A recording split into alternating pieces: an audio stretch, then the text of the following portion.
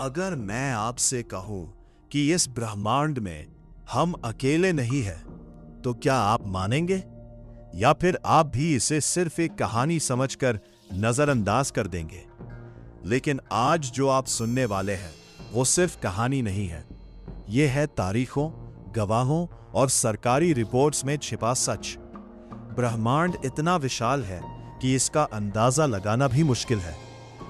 वैज्ञानिकों के अनुसार सिर्फ हमारी गैलेक्सी मिल्की वे में ही 100 अरब से ज्यादा ग्रह मौजूद है। तो क्या यह मुमकिन है कि जिंदगी सिर्फ पृथ्वी पर ही हो? 8 जुलाई 1947 रॉसवेल यूएफओ इंसिडेंट। अमेरिका के न्यू मैक्सिको में एक अजीब सी चीज आसमान से गिरती है। शुरुआत में United states army air forces घोषणा करती है कि उन्होंने एक फ्लाइंग डिस्क पकड़ा है, लेकिन कुछ ही घंटों बाद बयान बदल दिया जाता है।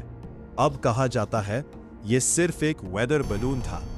लेकिन सवाल यह है, अगर यह सिर्फ एक गुब्बारा था तो फिर सच छुपाने की जरूरत क्यों पड़ी?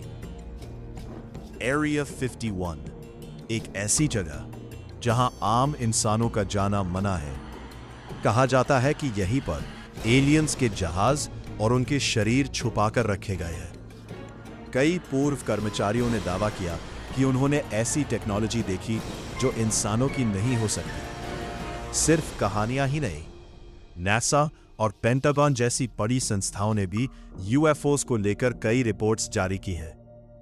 2021 में पेंटागन की रिपोर्ट में 143 यूएफओ घटनाओं का जिक्र है, जिनमें से अधिकतर का आज तक कोई स्पष्टीकरण नहीं मिला।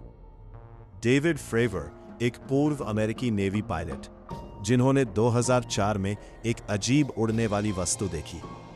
उन्होंने बताया वो चीज हमारे फाइटर जेट से कई गुना तेज थी और अचानक गायब हो गई।